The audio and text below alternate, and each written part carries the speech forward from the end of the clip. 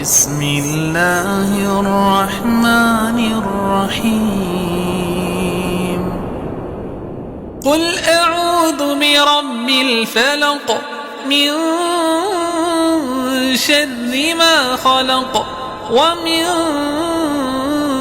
شر غاسق إذا وقب ومن شر النفاثات في العقد ومن شر حاسد إذا حسد.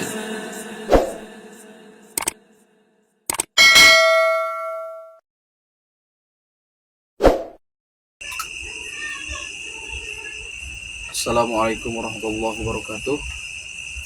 Alhamdulillahirabbil alamin wal 'aqibatu lil muttaqin wala udwana illa 'alal zalimin.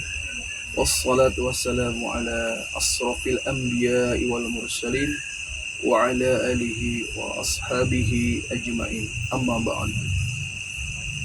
Wa qala Allah ta'ala fil Qur'anil Karim wa huwa asdaqul qailin. A'udzu billahi samil 'alim minasyaitonir rajim. Bismillahirrahmanirrahim.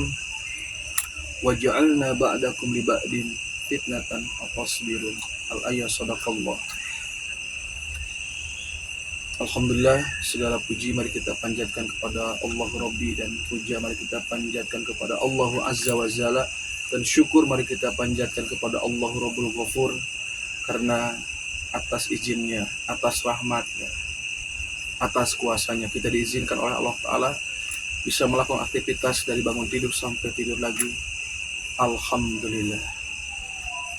Saudaraku, kembali lagi di tayangan YouTube saya. Kali ini saya akan membahas apakah penyakit itu ujian ataukah peringatan dari Allah. Yang pertama, saya ingin membahas bahwa penyakit menjadi ujian itu apabila seseorang itu dari sisi keimanan dan amal solehnya cukup baik di hadapan Allah Ta'ala. Sebagaimana firman Allah Ta'ala dalam Al-Quran, waja'alna ba'dakum li ba'din fitnatan atasbirun. Di ayat ini Allah berfirman, dan sungguh kata Allah, kami ciptakan kamu dengan yang lainnya itu adalah ujian untuk atasbirun, apakah kamu sabar. Jadi ketika seseorang mengalami sakit tetapi ucapan dan perilakunya sudah baik di hadapan Allah Ta'ala, ketika dia sakit, nah itulah ujian. Contoh semisal Nabi Ayub sakit dengan penyakit kulit yang di waktu itu iblis meminta ditangguhkan, meminta izin kepada Allah bahwa dia dengan sombongnya, saya bisa menghancurkan iman Nabi Ayub alaihissalam. Ya, kalau kata Allah, silahkan saja kalau memang kamu bisa menggoda Nabi Ayub alaihissalam.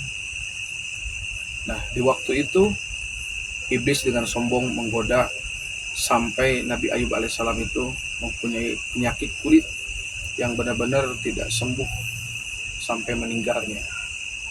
Tetapi di situ teruji Nabi Ayub alaihissalam tetap beribadah kepada Allah, tetap bersyukur, dan tetapi ada salah satu istrinya yang mungkin merasa jijik, merasa bau, akhirnya dia meninggalkan. Dan ada salah satu istrinya yang senantiasa sampai meninggal pun dia dengan penuh setia dan tidak meninggalkan Nabi Ayub alaihissalam. Sampai wafat Nabi Ayub alaihissalam digoda dengan iblis agar keluar imannya, tetapi beliau lulus. Nah, untuk tingkatan sakit seperti Nabi Ayub alaihissalam ini adalah ujian dari Allah Ta'ala. Lalu untuk kita, bagaimana agar kita menyandang predikat di mata Allah bahwa sakit kita ujian? Nah, sebenarnya cuma kembali kepada perilaku kita sehari-hari. Kalau ucapan, perilaku, tindakannya sudah sesuai dengan Al-Quran, sudah sesuai dengan sunnah Nabi, ketika sakitnya itu insya Allah akan menjadi ujian. Nah, namun akan tetapi jikalau sakitnya disebabkan karena perilaku dan perbuatan dosa-dosanya, itu adalah salah satu teguran agar orang tersebut itu mau kembali ke jalan Allah Ta'ala. Sebagaimana firman Allah di dalam Al-Quran, A'udzubillahi minasyaitonirrajim. Bismillahirrahmanirrahim. Wa ma asabakum min musibatin fabima kasabat aydikum. Nah, di ayat ini sudah jelas artinya, dan apa saja bencana musibah yang kau terima itu disebabkan dari buah tanganmu. Dari buah tanganmu ini artinya dari perilaku, dari ucapan kita yang tidak baik yang dicatat oleh malaikat atid. Setelah menumpuk dosanya itu bertambah makin banyak dan telah melampaui batas, sehingga ketika sudah melampaui batas, tetapi dengan kasih sayang Allah itu, orang itu dikenakan sakit. Nah, sakitnya itu misalkan ada yang terkena diabetes, ada yang kena penyakit jantung, kanker, ada yang terkena anxiety, fobia, skizofrenia. Nah, sebenarnya sakit ini biar orang tersebut itu mau berdoa, mau beribadah, mau memohon kepada Allah. Cuma kembali kepada dirinya, apakah orang tersebut ketika sakit dari perbuatan dan dosa-dosanya, dia merasa salah atau tidak?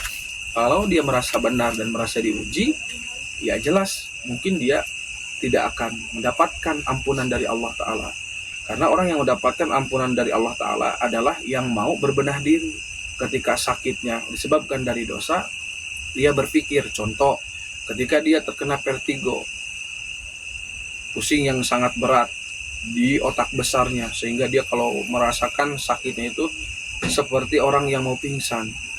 Nah, ada apa dengan sakit vertigo itu? Sebenarnya sakit vertigo itu disebabkan karena seseorang tersebut mempunyai akal pikiran, tetapi dia kaku dan tidak mau menerima masukan, dan penuh dengan emosional.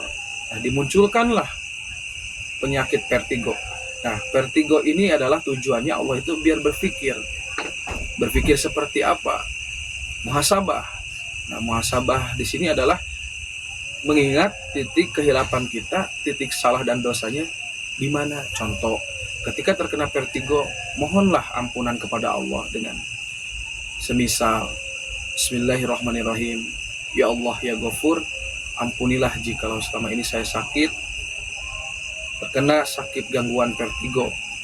Jikalau ini disebabkan karena kekakuanku dalam menerima masukan nasihat, khususnya dari orang tua, ataupun dari istriku, ataupun dari suamiku, ketika menjadi salah dan dosa di hadapanmu ya Allah, atas kekakuan hatiku, atas emosional dalam cara berpikirku, aku mohon ampun ya Allah, astagfirullahaladzim.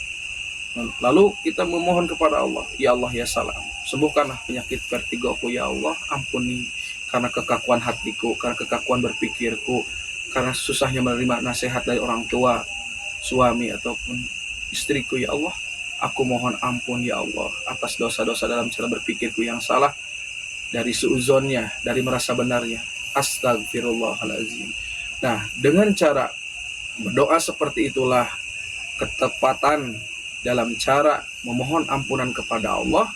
Insya Allah kalau seseorang itu sudah merasa ketika salah dosa di titiknya, insya Allah ampunan Allah itu akan mengampuni kehilapan apa yang pernah kita kerjakan. Karena Allah sudah berfirman, Allah akan menerima tobat orang yang benar-benar berbuat tobat dengan sebaik mungkin. Allah telah berfirman, illal ladzina tabu wa aslahu wa bayyanu fa ulaika atubu alaihim. Allah berfirman yang artinya orang-orang yang diterima taubatan oleh Allah Ta'ala adalah orang yang melakukan perbaikan dengan jalan bertobat. Nah, melakukan perbaikan ini adalah menghilangkan kebiasaan dari ucapan dan perilaku yang tidak baik menjadi baik. Nah, ketika sudah menghilangkan perbuatan yang tidak baik, maka disitulah benar-benar taubatnya itu termasuk orang yang taubatan nasuha. Nah, disitulah Allah memberikan ampunan bagi orang-orang yang benar-benar taubatnya baik. Yang kedua, wa aslahu, memberikan nasihat kebaikan kepada dirinya, kepada keluarga, kepada kerabat, kepada saudaranya. Nah, faulaika atubu alaihim, maka itulah mereka orang-orang yang diterima taubatannya. Jadi orang-orang yang diterima taubatannya itu, dia berikrar, lalu dia merubah ucapannya, perbuatannya, lalu dia memberikan nasihat kepada dirinya, kepada keluarganya dengan senantiasa ikhlas lillahi ta'ala. Nah disitulah akan muncul amal solehnya. Sebagaimana dalam Al-Quran, innal hasanati yudhibuna min sayyi'ah, sesungguhnya kebaikan itu bisa menghapus amal keburukan. Nah saudaraku, sebenarnya ini adalah kunci bagi orang-orang yang melakukan kesalahan, bagi orang-orang yang melakukan dosa. Jalan salah satunya adalah kembali ke jalan Allah Ta'ala dengan memperbaiki kehilapan di masa lalu, dirubah dengan perilaku yang baik, memberikan nasihat kepada saudara-saudaranya, memberikan nasihat dengan ikhlas, dengan tulus. Nah, sehingga itu yang munculnya adalah keimanan yang cukup tinggi di hadapan Allah dan amal soleh yang benar-benar menjadi salah satu barometer terwujudnya, terkabulnya doa. Sebenarnya ini adalah kunci saudaraku. Jadi, sakit yang benar-benar ingin sembuh atas izin Allah Ta'ala, baik yang terkena vertigo, baik yang terkena kanker otak, baik yang terkena penyakit jantung, jantungnya lemah, jantung bocor, jantung dibalon, terus bagi yang terkena paru-paru basah, bagi yang terkena perutnya mah, asam lambung, saraf kejepit, dan yang lain-lainnya. Nah, sebenarnya semua ini kalau benar tobatnya serius, kembali ke jalan Allah Ta'ala dengan merubah akhlak baik, ucapan yang baik, insya Allah itu akan dicatat oleh malaikat Raqib sebagai amal soleh. Nah disitulah sebenarnya kunci ketika seseorang itu benar-benar sujudnya kepada Allah, benar-benar memohonnya kepada Allah, benar-benar membuktikan ingin menjadi orang yang baik di hadapan Allah dengan sepenuh hati, bahwa dia ingin mengerjakan tersebut karena dia sadar bahwa selama ini sudah melampaui batas dan salah. Nah disitulah sebenarnya orang-orang yang diampuni, dirahmati oleh Allah, dan diberikanlah kesembuhan saudaraku. Jadi yang saya ingin sampaikan bahwa ketika perilaku dan perbuatan kita tidak baik, sebenarnya setan itu bisa menguasai pikiran kita, bisa menguasai hati kita, sehingga perilakunya itu seperti setan, seperti iblis, seperti dajjal. Nah, itu adalah kembali kepada perilakunya tersendiri. Saudaraku, kalau memang saat ini kita sudah ibadahnya baik, sudah ucapannya baik, perilakunya baik, ketika sakit itu adalah ujian. Namun bagi saudara-saudaraku yang saat ini, khususnya saya pribadi sendiri, ketika kita mengingkari Al-Quran, ketika ayat demi ayat kita tolak, ketika ayat demi ayat kita tidak dikerjakan, nah begitu sakit karena ucapan dan perbuatan kita yang tidak sesuai syariat, itulah peringatan dari Allah Ta'ala. Nah di sini saudaraku, saya ingin mengajak, yuk kembali ke jalan Allah Ta'ala, kita benahi, semangat menjadi baik, lakukanlah perbuatan yang terbaik di hadapan Allah, dan janganlah berhenti menjadi orang yang baik. Semoga dengan kebaikan kita, apa yang kita lakukan di dunia ini, kita termasuk adalah orang-orang yang beruntung, karena kita telah bersyukur, karena kita telah bertafakur, karena kita telah bermuhasabah, sehingga amal soleh kita menjadi salah satu terwujudnya, terkabulkan doa kita. Karena Allah mengabulkan doa itu dasarnya adalah iman dan amal soleh. Semoga iman dan amal soleh kita bisa menjadi salah satu solusi terketuk pintu rahmat Allah dan menyembuhkan semua penyakit yang kita alami. Mudah-mudahan bagi saudaraku yang melihat kajian ini bisa termotivasi, bisa meningkatkan keimanan ketakwaan. Amin amin ya Allah ya rabbal alamin. Semoga bermanfaat. Assalamualaikum warahmatullahi wabarakatuh.